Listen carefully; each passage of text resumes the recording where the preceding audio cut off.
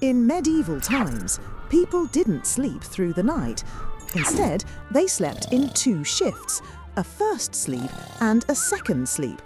After sunset, families would go to bed for several hours, then wake up around midnight. This quiet window was used for praying, reading, talking, or tending the fire. After an hour or two, they returned to bed for their second sleep, waking again at dawn. This pattern was normal for centuries, shaped by natural light and long winter nights, not alarms or screens. It wasn't until artificial lighting and modern schedules that uninterrupted sleep became the norm. So waking up at night isn't always a problem. For much of history, it was simply how humans slept. When much of Europe was still living in the Stone Age, another part of the world was already building cities. In ancient India, the Indus Valley civilization had entered the Bronze Age thousands of years ago. Cities like Harappa and Mohenjo-daro were carefully planned with straight streets, brick houses, and advanced drainage systems. People used standardized weights, baked bricks, and complex trade networks that stretched across regions. Some homes even had private wells and toilets, something rare anywhere else at the time.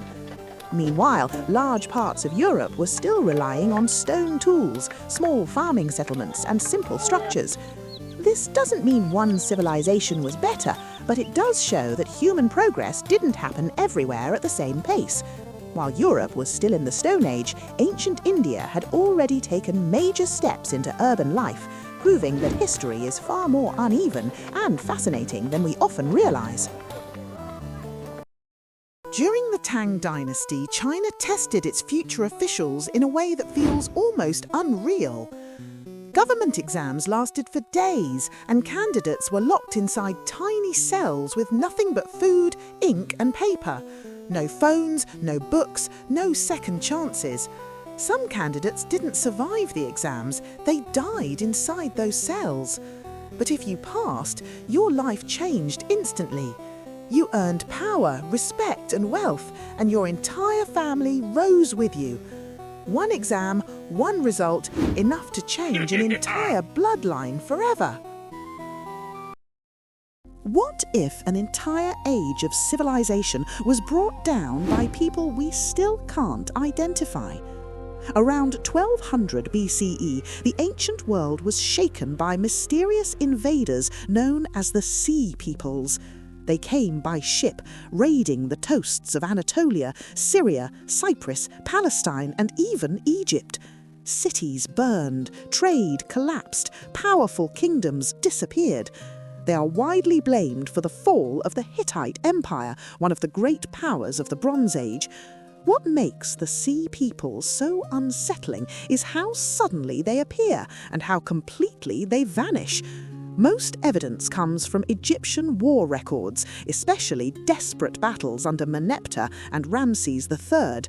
Who were they? Invaders, refugees, or a world on the move? The Bronze Age didn't fade away, it sank beneath the waves.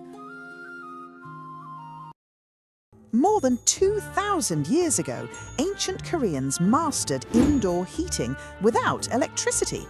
Their secret was called ondol. A small furnace, known as an agungi, was placed in the kitchen or just outside the home. When food was cooked, the fire didn't just feed people, it fed the house. Heat and smoke were guided through stone-lined tunnels beneath the floor, called gore. As the smoke travelled, the stone absorbed the heat, turning the entire floor into a giant heat sink. Even after the fire went out, the floor stayed warm for hours. The smoke exited through a chimney on the far side. Clean, efficient, brilliantly simple. And that ancient idea, it's the foundation of modern underfloor heating. Sometimes the smartest technology is already ancient. In the age of outlaws, dusty saloons, and frontier justice, danger didn't stop at the grave. In the late 1800s, some graves were guarded by a terrifying invention called coffin torpedoes.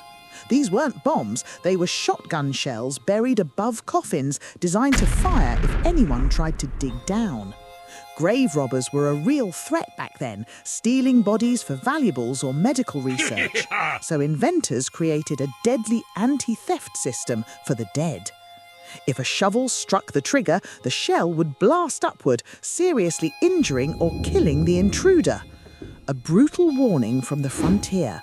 Some graves were meant to stay closed forever. The history of guns didn't begin with metal or bullets. It began with fire.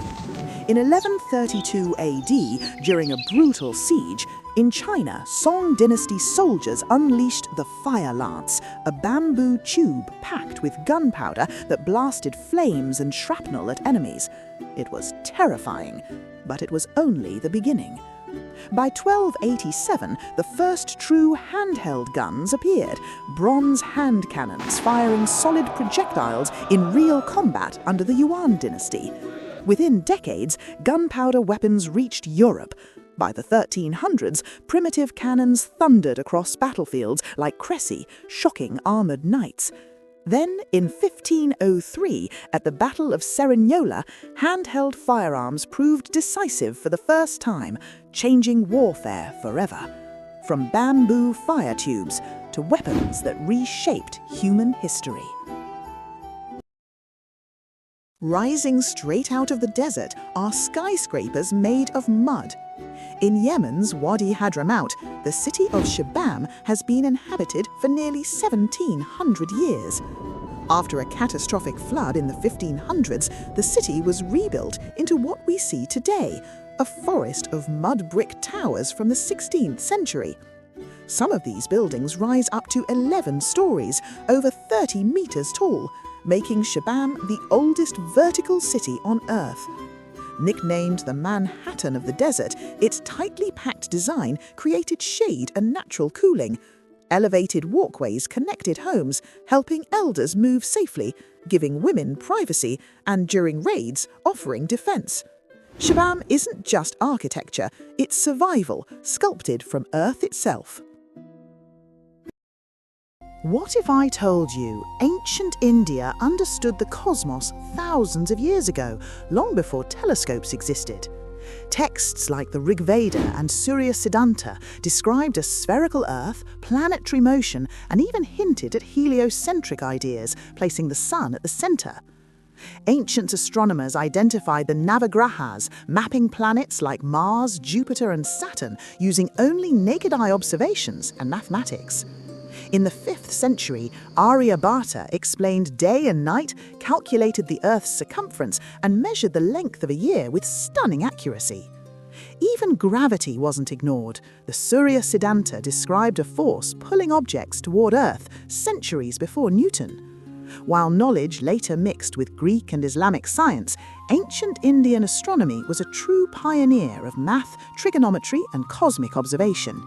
The universe was studied long before modern science gave it a name. 32 seconds.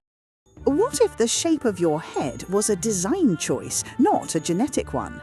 Among the ancient Mayans and several indigenous cultures across the Americas, skull shaping was done on purpose. And no, it wasn't an accident. When a baby's skull was still soft, it was gently bound with cloth or placed in a cradle board that applied steady pressure over time.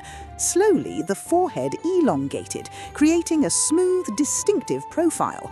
To the Mayans, this wasn't extreme. It was fashion, status, and identity, just with a much longer return policy. And despite how it looks, it had no effect on intelligence. Turns out, beauty standards have always been intense. Welcome to medieval Europe, where science was optional, medicine was prayer, and if your cow stopped giving milk, obviously someone made a deal with the devil. Plagues came, crops failed, children died. People didn't ask how, they asked who. The healer, the widow, the woman who knew too much. Proof of witchcraft? Float in water, guilty. Drown, innocent. A scar, Satan's signature. Thousands were burned, hanged, and drowned, not because of magic, but because ignorance needed someone to blame. When fear rules, fire becomes evidence. In ancient India, war elephants were the most terrifying weapon on the battlefield. Massive, armoured and unstoppable, they crushed infantry and shattered enemy formations like living siege engines. For centuries, armies believed nothing could stand against them, until one fatal weakness was discovered: fire. Elephants were deeply terrified of flames, smoke and sudden noise. Enemies began using flaming arrows, burning torches, even pigs set on fire and driven toward them. The effect was catastrophic. Panicked elephants would turn back, trampling their own soldiers in blind terror. What once guaranteed victory became a dangerous gamble. War elephants didn't disappear because they stopped being powerful. They disappeared because fear could defeat even the mightiest weapon.